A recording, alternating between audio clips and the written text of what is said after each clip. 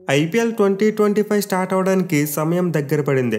మరికొన్ని గంటల్లో ఈ మెగా లీగ్ స్టార్ట్ కాబోతుంది. సో దీనికి సంబంధించి అయితే బీసీసీఐ ఎప్పట్లానే క్యాప్టెన్స్ మీటింగ్ పెట్టారు. అంటే 10 జట్ల క్యాప్టెన్స్ను పిలిచి వాళ్ళ యొక్క అభిప్రాయాలు సేకరించారు. అండ్ దెన్ ఆబ్వియస్లీ ఫోటోషూట్ జరిగింది. సో ఈ మీటింగ్ అంతా మార్చ్ 20th ఈవినింగ్ టైంలో జరిగింది. అయితే ఈ మీటింగ్లో బీసీసీఐ ఐపీఎల్ 2025కి సంబంధించి కొన్ని కీలక నిర్ణయాలు తీసుకున్నారు. మెయిన్లీ రాబోయే సీజన్లో ఒక 4 కొత్త రూల్స్ అయితే యాడ్ కాబోతున్నాయి. సో వీటి గురించి అయితే మనం ఇప్పుడు ఒక్కొక్కటిగా డిస్కస్ చేసుకుందాం. మీరైతే వీడియోని ఎక్కడ స్కిప్ చేయకుండా చూడండి. ఫస్ట్ వన్ చూసుకుంటే స్లో ఓవర్ రేట్ బ్యాన్ గురించి. సో మనమైతే సీజన్లో చూసాం ఏ టీమ్ క్యాప్టెన్స్ అయితే multiple times slow over rate maintain చేశారో ఆ క్యాప్టెన్స్ మీద బ్యాన్ పడింది. ఇన్ఫ్యాక్ట్ ఈ స్లో ఓవర్ రేట్ కారణంగానే హార్దిక్ పాండ్యా ఈ ఏడాది సిఎస్కేతో జరగబోయే ఫస్ట్ మ్యాచ్ మిస్ కాబోతున్నాడు. అలాగే లాస్ట్ వీక్ చూసుకున్నప్పుడు Delhi captain Rishabh Pant slow over rate కారణంగా ఒక మ్యాచ్ నుంచి బ్యాన్ అయ్యాడు. సో ఈ బ్యాన్ వల్ల అయితే టీమ్స్ చాలా నష్టపోతున్నాయి. మెయిన్ ఇంపార్టెంట్ మ్యాచెస్లో క్యాప్టెన్స్ మీద బ్యాన్ పెడితే అదైతే బేవచ్చమైన ఎఫెక్ట్ చూపిస్తుంది. దీనివల్ల బీసీసీఐ ఈ స్లో ఓవర్ రేట్ బ్యాన్ విషయంలో మార్పులు అయితే తీసుకొచ్చారు. ఇకపై క్యాప్టెన్స్ మీద ఎలాంటి బ్యాన్ కూడా ఉండదంట. అంటే ఐపీఎల్ 2025లో స్లో ఓవర్ రేట్ మెయింటైన్ చేసినా సరే క్యాప్టెన్స్ మీద బ్యాన్ పడదు. మరి హార్దిక్ పాండ్యా మీద ఫస్ట్ మ్యాచ్లో బ్యాన్ ఉంటుందంటే ఉంటుంది. ఎందుకంటే ఇది లాస్ట్ ఇయర్కి సంబంధించిన బ్యాన్, ఈ ఇయర్ కాదు. సో సండే రోజు ముంబై మరియు సిఎస్కే జట్ల మధ్య జరగబోయే మ్యాచ్కి అయితే డెఫినెట్లీ హార్దిక్ పాండ్యా అవైలబుల్గా ఉండడు. కానీ తర్వాత చూసుకుంటే మాత్రం ఐపీఎల్ 2025లో మరోసారి ఇలాంటి క్యాప్టెన్సీ బ్యాన్ అయితే చూడడం. అంటే మల్టిపుల్ టైమ్స్ లో ఓవర్ రేట్ మెయింటైన్ చేసినా సరే క్యాప్టెన్ మీద అయితే బ్యాన్ వేయరు. దీనికి ఆల్టర్నేటివ్గా బీసీసీఐ డీమెరిట్ పాయింట్స్ అయిన ఒక కొత్త సిస్టమ్ను తీసుకురాబోతున్నారు. సో దీని ప్రకారం 2 లెవెల్స్ ఆఫ్ అఫెన్స్ ఉంటుంది. అంటే లెవెల్ 1 అఫెన్స్, లెవెల్ 2 అఫెన్స్. ఇక వీటిలో లెవెల్ 1 అఫెన్స్ అంటే నార్మల్ స్లో ఓవర్ రేట్. అంటే మహా అయితే క్లాక్ అంటే 1 ఓవర్ బిహైండ్ ఉంటే అప్పుడు లెవెల్ 1 అఫెన్స్ కిందకు వస్తుంది. సో ఇలా ఈ లెవెల్ 1 అఫెన్స్ వచ్చినప్పుడు ఆ టీం యొక్క క్యాప్టెన్ మ్యాచ్ ఫీజులో కోత విధిస్తారు. అంటే క్యాప్టెన్ యొక్క మ్యాచ్ ఫీజులో 25 to 75% మధ్యలో కోత విధిస్తారు. అండ్ దీంతోపాటు 2 డీమెరిట్ పాయింట్స్ కూడా ఇస్తారంటే లెవెల్ 1 అఫెన్స్లో. అయితే లెవెల్ 2 అఫెన్స్ చూసుకుంటే మాత్రం కాస్త సీరియస్గా ఉంటుంది. అంటే స్లో రేట్ అనేది మరీ పెద్దదిగా ఉంటే దానికి శిక్ష కూడా పెద్దదిగా మారుతుంది. ఇన్ఫ్యాక్ట్ క్యాప్టెన్ యొక్క మ్యాచ్ ఫీజు మొత్తాన్ని కూడా తీసేసుకుంటారు. అంటే క్యాప్టెన్ మీద ఫైన్గా మొత్తం 100% మ్యాచ్ ఫీ తీసేసుకుంటారు. అలాగే దీంతోపాటు 4 డీమెరిట్ పాయింట్స్ కూడా ఇస్తారంట. సో ఈ విధంగా 2 లెవెల్స్లో అయితే స్లో రేట్కి పనిష్మెంట్ ఉండబోతుంది. అయితే ఈ డీమెరిట్ పాయింట్స్ అనేవి మరీ ఎక్కువగా పెరిగిపోతే అప్పుడు ఒక మ్యాచ్ బ్యాన్ కూడా వేయొచ్చు. సో అది అలాంటి డీమెరిట్ పాయింట్స్ మొత్తం 3 సీజన్స్కి కలిపి క్యాలిక్యులేట్ చేస్తారు. అంటే 2025 ఐపీఎల్ నుండి 2027 ఐపీఎల్ వరకు ఈ 3 సీజన్స్లో కలుపుకొని క్యాప్టెన్కు 4 డీమెరిట్ పాయింట్స్ వచ్చిన ప్రతిసారి కూడా 100% మ్యాచ్ ఫీ పోతుంది. అంటే ఒక టీం స్లో రేట్ మెయింటైన్ చేస్తే ఆ టీం యొక్క క్యాప్టెన్ మ్యాచ్ ఫీజు మొత్తం ఎగిరిపోతుంది. ఒకవేళ ఇది ఫ్యూచర్లో కంటిన్యూస్గా రిపీట్ అయితే, అంటే స్లో రేట్ అనేది మరీ ఎక్కువ టైమ్స్ రిపీట్ చేస్తే అప్పుడు ఒక మ్యాచ్ బ్యాన్ కూడా వేస్తారు. సో గతంతో పోల్చుకుంటే ఇది కాస్త మెరుగైన సిచ్యువేషన్. అంటే గత ఏడాది చూసుకుంటే 3 సార్లు స్లో ఓవర్ రేట్కు పాల్పడితే క్యాప్టెన్ మీద ఒక మ్యాచ్ బ్యాన్ వేసేసేవారు, వేరే ఆప్షన్ ఉండేది కాదు. కానీ కొత్త రూల్ వల్ల బ్యాన్ అనేది ఇమీడియట్గా ఉండదు. మ్యాక్సిమం క్యాప్టెన్స్ తమ మ్యాచ్ ఫీజు యొక్క అమౌంట్ను ఫైన్గా కట్టేసి తప్పించుకోవచ్చు. మెయిల్ ఇది ఎప్పుడు వెళ్ళిపోతుందంటే ఇంపార్టెంట్ మ్యాచెస్లో బ్యాన్ నుండి తప్పించుకోవడానికి. అంటే డీమెరిట్ పాయింట్స్ పెరిగే కొద్దీ క్యాప్టెన్ తన మ్యాచ్ ఫీజును ఫైన్గా కట్టేస్తూ ఉంటాడు. దీంతో బ్యాన్ అనేది ఇమీడియట్గా ఫలానా మ్యాచ్ కానీ ఉండదు. ఇన్ఫాక్ట్ నేను అడిగితే క్యాప్టెన్స్ తమ మ్యాచ్ ఫీజును ఫైన్గా కట్టినంతకాలం అసలు బ్యాన్ అనేది ఉండదు. సో లాస్ట్ ఇయర్కు రాబోయే సీజన్కు స్లో ఓవర్ రేట్ విషయంలోనే బిగ్గెస్ట్ చేంజ్ అయితే ఇదే. మళ్ళీ సీజన్ స్టార్ట్ అయిన తర్వాత 3 సార్లు స్లో ఓవర్ రేట్ పని ఎందుకు బ్యాన్ ఇవ్వలేదని చెప్పి క్వశ్చన్స్ అడుగుతారు. దీనికోసం ఇప్పుడే చెప్పేస్తున్నా. ఐపీఎల్ 2025లో స్లో ఓవర్ రేట్ విషయంలో క్యాప్టెన్స్ మీద ఎలాంటి బ్యాన్ ఉండదు. మోస్ట్లీ మ్యాచ్ ఫీజుల కొత్త, అలాగే డీమెరిట్ పాయింట్స్ ఈ 2 మాత్రమే చూస్తాం. ఇక నెక్స్ట్ రూల్ చూసుకుంటే యూజింగ్ ఆఫ్ సలేవా. సో యాక్చువల్లీ ఇదైతే కొత్త రూల్ ఏమీ కాదు. ప్రీవియస్గా ఒకసారి బ్యాన్ చేసిన రూల్నే ఇప్పుడు రివోక్ చేశారు.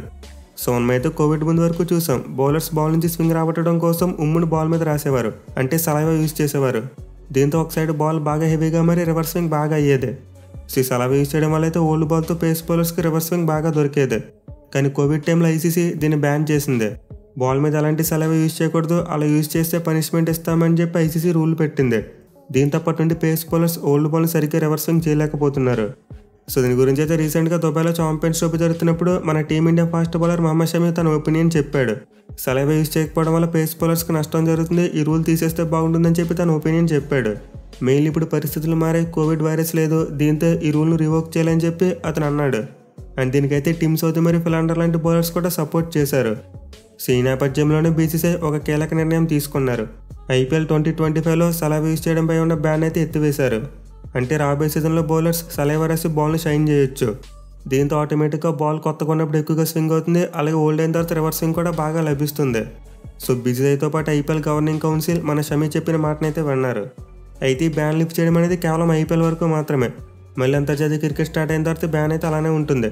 కేవలం ఐపీఎల్ వరకు బ్యాన్ లిఫ్ట్ చేశారు. బట్ ఎనివే మేబీ ఫ్యూచర్లో ఐసీసీ కూడా దీని గురించి ఆలోచించి బ్యాన్ అయితే లిఫ్ట్ చేసేందుకు అవకాశాలు ఉంటాయి. ఇక థర్డ్ రూల్ చూసుకుంటే సెకండ్ న్యూ బాల్ అండ్ ఇదైతే చాలా ఇంట్రెస్టింగ్ ఉంది. సో క్రికెట్ని రెగ్యులర్గా చూసే వాళ్ళకి తెలిసే ఉంటుంది, వన్డే ఫార్మేట్లో ఒక్కో ఇన్నింగ్స్కి 2 కొత్త బాల్స్ని యూజ్ చేస్తారు. అంటే ఒక ఎండ్ నుండి ఒక కొత్త బాల్తో బౌలింగ్ వేస్తే మరో ఎండ్ నుండి ఇంకో కొత్త బాల్తో బౌలింగ్ వేస్తారు. విచ్ మీన్స్ ఒక బాల్తో 25 ఓవర్స్ వేస్తే మరో బాల్తో 25 ఓవర్స్ వేస్తారు. కానీ T20 ఫార్మేట్లో మాత్రం అలా ఉండదు. మొత్తం 20 ఓవర్స్ కూడా ఒకే బాల్తో వేయాలి. అంటే 2 ఎండ్స్ నుంచి కూడా సేమ్ బాల్తో బౌలింగ్ చేయాలి. సో నార్మల్ సర్కమ్స్టాన్సెస్లో అయితే దీనివల్ల అలాంటి ఇబ్బంది ఉండదు. బట్ డ్యూ ఫ్యాక్టర్ ఎప్పుడైతే వస్తుందో అప్పుడు 20 ఓవర్స్ ఒకే బాల్తో వేయడం వల్ల ఖచ్చితంగా బౌలింగ్ టీంకి నష్టం చేకూరుతుంది. సో దీని దృష్టిలో పెట్టుకుని అయితే బీసీసీఐ ఒక కొత్త మార్పు తీసుకొచ్చారు. అదేంటంటే సెకండ్ ఇన్నింగ్స్లో బౌలింగ్ చేసే టీం డ్యూ ఫ్యాక్టర్ ఎక్కువగా ఉంటే రెండో బాల్ని యూజ్ చేసుకోవచ్చు అంట. విచ్ మీన్స్ టార్గెట్ని డిపెండ్ చేసుకునే టీమ్స్కి డ్యూ ఫ్యాక్టర్ వల్ల వచ్చే డిసడ్వాంటేజ్ కొంతవరకు తగ్గుతుంది. సో యాక్చువల్గా మనం ఐపీఎల్ టైంలో డ్యూ ఫ్యాక్టర్ అనేది చాలా ఎక్కువగా చూస్తూ ఉంటాం. దీంతో టాస్ గెలిచిన కెప్టెన్ ముందుగా ఫీల్డింగ్ తీసుకుని ఈజీగా మ్యాచెస్ గెలుస్తూ ఉంటారు. అంటే డైరెక్ట్లీ టాస్ అనేది మ్యాచ్ యొక్క రిజల్ట్ మీద చాలా ప్రభావం చూపిస్తుంది. అయితే ఇప్పుడు బీసీసీఐ డ్యూ ఫ్యాక్టర్ వల్ల వస్తున్న టాస్ అడ్వాంటేజ్ని కంప్లీట్గా తీసేయాలనుకుంటుందంట. దీని గురించి నైట్ టైం మ్యాచెస్లో సెకండ్ ఇన్నింగ్స్లో బౌలింగ్ చేసే టీంకు ఒక బాల్ ఎక్స్ట్రా ఇవ్వబోతున్నారు. అది కూడా ఎప్పుడంటే 11 ఓవర్ తర్వాత. సో టార్గెట్ని డిపెండ్ చేసుకునే టీం మొదటి 11 ఓవర్ల పాటు ఒక బాల్తో బౌలింగ్ చేస్తారు. బట్ ఆ 11 ఓవర్ తర్వాత వాళ్ళైతే అంపైర్కి అప్పీల్ చేసుకోవచ్చు అంట. అంటే డ్యూ అనేది ఎక్కువగా పడుతుంది, సో దీనివల్ల బాల్ పాడైపోయిందని చెప్పి అంపైర్కు కంప్లైంట్ ఇవ్వచ్చు. అండ్ దెన్ అంపైర్ ఆ బాల్తో పాటు డ్యూ ఫ్యాక్టర్ అని కూడా చెక్ చేస్తారు. సో ఈ టైంలో కనుక కండిషన్స్ ఫీల్డింగ్ టీంకి డిసడ్వాంటేజ్గా ఉంటే అప్పుడు మరో కొత్త బాల్ని ఇస్తారు. అంటే టార్గెట్ని డిపెండ్ చేసుకునే టీం 12 ఓవర్ నుండి మరో కొత్త బాల్తో బౌలింగ్ చేస్తారు. బట్ ఆ కొత్త బాల్ అనేది మరీ అంత బ్రాండ్ న్యూ బాల్ ఇవ్వకపోవచ్చు. కొంతవరకు వీరంటీ 2 బాల్ని ఇస్తారు. అంటే ఆల్రెడీ కొంత యూజ్ చేసిన బాల్ని ఇస్తారు మళ్ళీ. బట్ ఆ కొత్త బాల్ మీద అప్పటివరకు అలాంటి డ్యూ ఎఫెక్ట్ ఉండదు కాబట్టి నెక్స్ట్ 10 ఓవర్స్ ఖచ్చితంగా బాగా వర్కౌట్ అవుతుంది.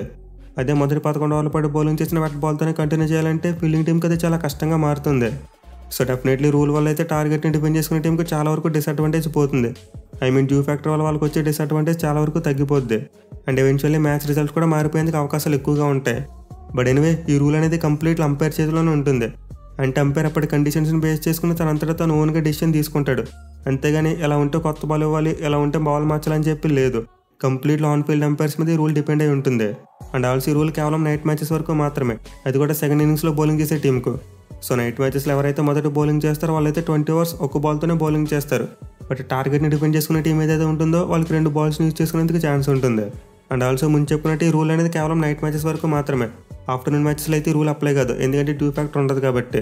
మరి ఈ రూల్ మీకు నచ్చిందో లేదో కింద కామెంట్ చేయండి. ఇక ఫోర్త్ అండ్ ఫైనల్ రూల్ చూసుకుంటే డిఆర్ఎస్ గురించి. సో మనమైతే సీజన్లో చూసాం డిఆర్ఎస్ అనేది కేవలం డిస్మిసల్ టైంలోనే కాదు వైడ్ అండ్ నో బాల్స్ కూడా యూజ్ చేసుకోవచ్చు అని చెప్పి. అంటే అంపైర్ వైట్ బాల్ లేదా నో బాల్ విషయంలో ఏదైనా తప్పుగా డెసిషన్ ఇచ్చాడు అనుకుంటే అప్పుడు టీం రివ్యూ తీసుకోవచ్చు. అది ఫీల్డింగ్ టీం అయినా సరే బ్యాటింగ్ టీం అయినా సరే. సో ఇప్పుడు ఈ రూల్కి అయితే బీసీసీఐ కొంత ఎక్స్టెన్షన్ యాడ్ చేశారు. అంటే నిర్ణయాలు మరింత యాక్యురేట్గా రావడం కోసం పూర్తి టెక్నాలజీని యూజ్ చేయబోతున్నారు. సో ప్రీవియస్గా high full toss no balls విషయంలో మాత్రమే హాకీ టెక్నాలజీని యూజ్ చేసేవారు. కానీ ఇప్పుడు మాత్రం outside off stump wide బాల్స్కి అలాగే హైట్ వైడ్ బాల్స్కి రెండింటికి కూడా వాడబోతున్నారు. థర్డ్ ఎంపైర్ డైరెక్ట్గా కళ్ళతో చూసి నిర్ణయం చెప్పకుండా ఇప్పుడైతే టెక్నాలజీని యూజ్ చేస్తాడు. అది కూడా హాకీ మరియు బాల్ ట్రాకింగ్ 2 టెక్నాలజీస్ యూజ్ చేసుకుని నిర్ణయాలు తీసుకుంటారు. సో దీనివల్ల అయితే యాక్యురసీ అనేది మరింతగా పెరగొచ్చు. మెయిల్ outside off stump wide balls విషయంలో మనం అయితే చాలా అన్ఫైర్ డిసిషన్స్ చూసాం. అంటే థర్డ్ ఎంపైర్ కూడా కేవలం కళ్ళతో చూసి తనకు నచ్చిన నిర్ణయం చెప్పేసేవాడు. కానీ ఇప్పుడు మాత్రం పూర్తిగా టెక్నాలజీని యూజ్ చేసుకుని మాత్రమే నిర్ణయాలు తీసుకుంటారు. సో క్లియర్లీ బీసీసీఐ అయితే అంపైరింగ్ విషయంలో మిస్టేక్స్ తగ్గించడం కోసం టెక్నాలజీని మరింతగా యూజ్ చేయబోతున్నారు. చూడాలి మరి ఎంతవరకు వర్కౌట్ అవుతుంది అనేది. సివి గైస్ ఐపీఎల్ 2025 కోసం బీసీసీఐ తీసుకొచ్చిన కొత్త మార్పులు అండ్ వీటితో పాటు ఇంపాక్ట్ ప్లే రూల్ గురించి కూడా బాగా డిస్కస్ చేశారంట. అంటే ఈ సీజన్ కోసం ఇంపాక్ట్ ప్లే రూల్ ఉంచాలా లేదని చెప్పి డిస్కషన్ చేశారంట. బట్ ఎనదరి చూసుకుంటే మాత్రం ఈ రూల్ ఉంచాలని చెప్పి ఎక్కువ ఓట్స్ పడి ఉంటాయి.